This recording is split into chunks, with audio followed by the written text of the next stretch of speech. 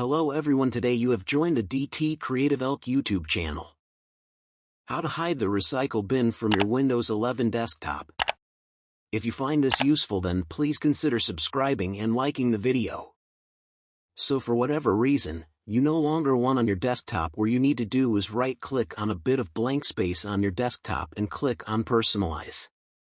Then all you need to do is scroll down through Personalization, the themes, and then scroll down again until you get into Related Settings and click on Desktop Icon Settings. You'll go and get this pop-up, and in Desktop Icons all you need to do is unselect Recycle Bin. Then click Apply, and as you can see, the recycle bin is now hidden and you can no longer see it.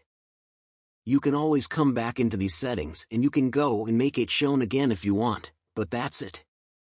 If you found this guide useful and you want to go and see more just like this, then please consider subscribing and liking the video. I look forward to catch you.